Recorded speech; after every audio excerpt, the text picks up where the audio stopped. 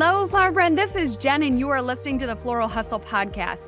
Today, I want to talk about what is being put out there in the world. I just launched my pricing guide for florists, and to begin with, it's literally the biggest download freebie that I've had to date. But then I was thinking last night, because I obviously have been doing this for so long, and I have seen and heard all these things that you should be doing. So today I want to talk about when you don't agree with the guidance that's out there. And so you are setting your own North Star of what you think you should be doing. And with that, I want to talk specifically about pricing. There is one reason why I think having a compass of what, or a gauge of what you want to be doing, and that's why in my pricing guide, I actually have a worksheet for you to definitively decide, this is what I'm going to charge. And it was super interesting. I had another florist who is going to be doing our first Minnesota Floral Collective workshop here, and she's going to be talking about pricing.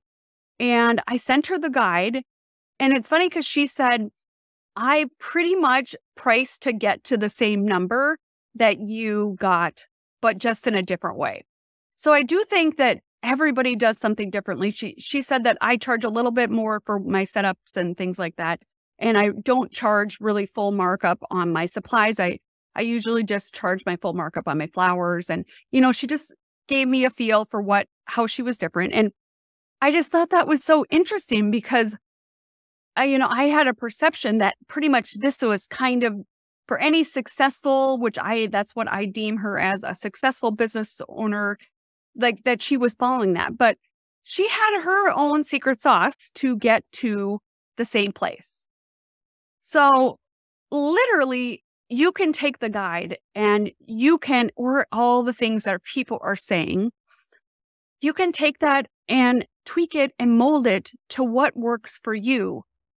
And if that maybe means like you're not charging for full markup on your supplies because it's just easier for you to keep track of, or if that means like you're charging 2.5 times on your, let's just say your flowers or whatever logic and reasoning you have behind what you want to charge, just make sure that that's what you're holding as this is the guide of what I'm going to do in my business. And in that, making sure you're almost backing in that with this pricing structure, I am going to be able to get paid for what my worth is. I am going to be competitive, but in the market of others for pricing. Because when you aren't, you do a disservice to the other florists in town. And I used to do this. I used to undercharge way back in the day. That I had a florist send, and I absolutely love her now, but she sent me the shittiest email that I could ever get. Like, I felt horrible after getting. But then I had my little epiphany that I'm my own boss and she's not bossing me around. And I can do what I want to do in my business. But now that I've evolved, like, I was hurting the pricing integrity of every florist by undercharging. So I know you feel like you're winning, but you're not really winning because you are hurting everybody else that actually is trying to make a living and is trying to, really be successful and have literally an actual business that is thriving and making them money. So you are cutting a little chunk or notch out of their ability to be able to charge their worth. So what does that really mean? Does that matter? I think it matters because I truly feel that collectively we can, dictate what pricing looks like. But if we have several outliers in a market, it makes it so much harder. We actually have a couple of those right now in the Minneapolis market. And it is hard because you feel like, you're being undercut and, they're just not making money. And so that is not going to be sustainable long term. So you can get angry about it. I hear this from a lot of the florists that I coach. Somebody is saying that they got a bid lower than mine. And you need to be armed and ready, especially if, let's just say you are pricing to make money, which this is a business, so that is fair. You need to be able to justify to yourself that you are worth this, because that's part. Confidence in your pricing comes off to your customers. And they don't always want the lower or lowest price. I try to, and I actually include this in my social media messaging. Do you want the cheapest price or do you want the best value? Value and price are two different things, in my opinion, and are vastly different on your wedding day. So do you want the person who you don't exactly know if your colors potentially are going to be dead on? Do you want the person that it might be more sparse, or they might be I've had one that, like, literally in their Instagram photos, I see dead flowers, I see dead eucalyptus, I see it, it's not great.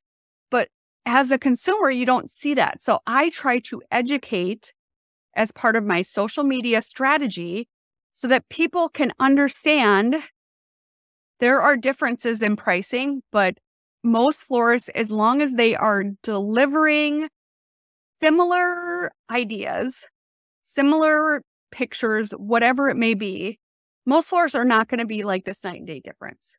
So you need to provide an experience that supports potentially you charging just a little bit more, because you need to pay yourself. You need to pay your bills. Like, if you look at the expenses that are related with your business, I mean, I'm doing my taxes right now.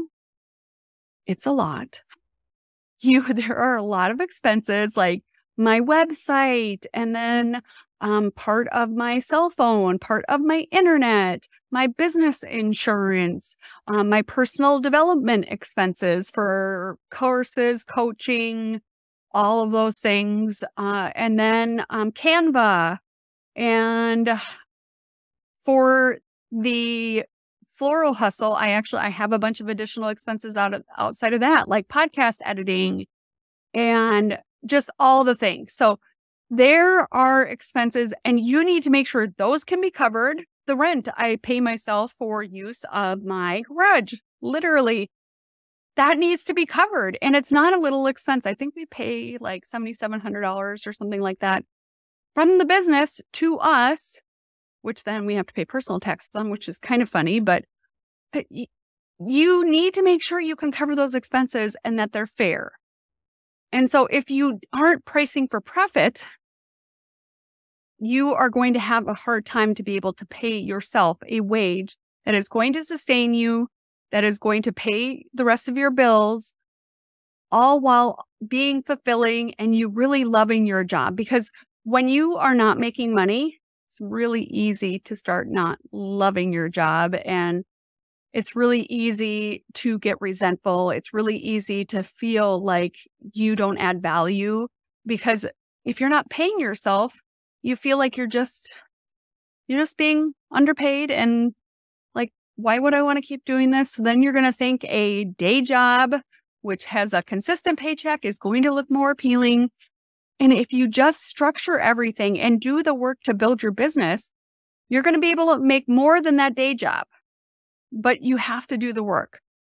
So really, you need to find out what your pricing structure is. And I see some of the floral educators out there, and they're showing these grand luxury weddings, and that, like, this centerpiece here is literally like $2,500. Don't you want to be doing this? Absolutely not. I could care less if somebody had a $2,500 centerpiece, because you know what? To me, that means I'm probably going to have to rent a warehouse. That means I'm probably going to either have to rent a bunch of trucks, and I'm going to have to find every freelancer in the tri-state area to help with that wedding. I am more than happy doing a $10,000 to $15,000 wedding. I'm more than happy a $20,000 wedding, $25,000. But to me, like, I don't I don't like strive. I don't like push myself.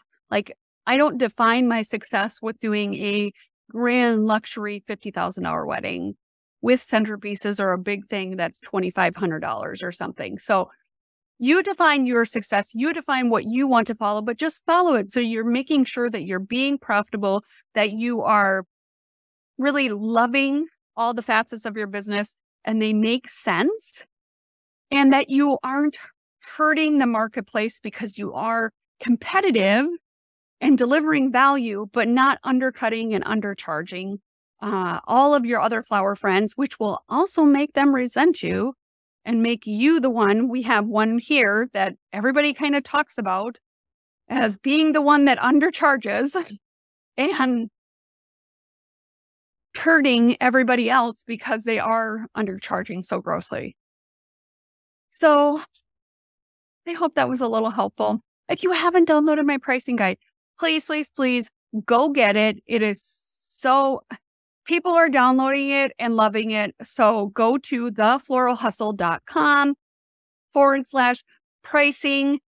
It is just amazing. And I know you're going to love it. And it's going to add so much clarity in your business that it's going to be helpful. So thank you so much for listening today, flower friend. I so appreciate you. Please tag me on Instagram with your biggest takeaways. I absolutely love when people do that. I love giving you a shout out and I appreciate you. So thank you so much and have a great day, flower friend.